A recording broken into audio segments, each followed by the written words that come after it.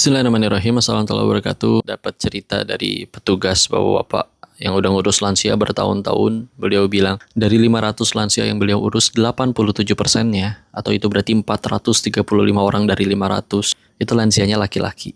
Ketika ditanya kenapa, hampir semuanya mudanya bandel. Lalu ketika akhirnya naudzubillah dia jajan, selingkuh, mengkhianati rumah tangganya. Terus suatu ketika akhirnya nggak kaya lagi, nggak sukses lagi. Entah rumah tangga dengan selingkuhannya rusak atau ditinggalin. Dia pengen balik lagi ke anaknya. Anaknya udah benci, nggak ada yang mau. Ke istri yang pertamanya, yang lamanya. Sama juga nggak ada yang mau. Akhirnya terlantar. Maka ini adalah pesan untuk semua orang yang laki-laki yang ngakunya laki-laki itu logik banget, akal, cerdas, tidak perasa seperti wanita. Yuk adu logik di sini.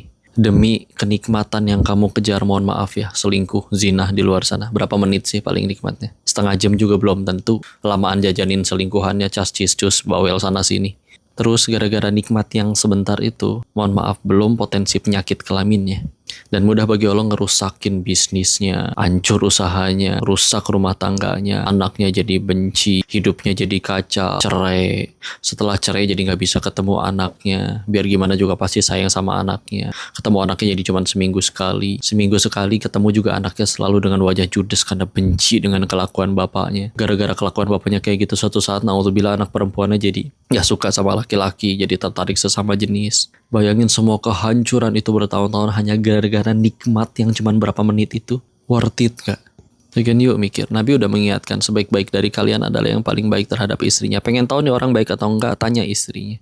Karena kalau misalnya di luar dianggap sukses, kaya, punya jabatan, tapi di rumah istri yang paling punya hak atas diri laki-laki itu disakiti, mohon maaf, kamu belum baik, kamu belum sukses. Perempuan juga kalau mau jujur dia bisa kok kuliah tinggi, ngejar karirnya sendiri. Tapi setelah dia bela-belain melahirkan 4 anakmu, ninggalin karirnya hanya demi melahirkan 4 anakmu, dan akhirnya menjadi tidak indah lagi tubuhnya, lalu kamu tertarik dengan wanita lain di luar sana, para pelakor itu. 1, akhlakmu rusak. 2, akalmu nggak jalan. Yuk, bismillah yuk.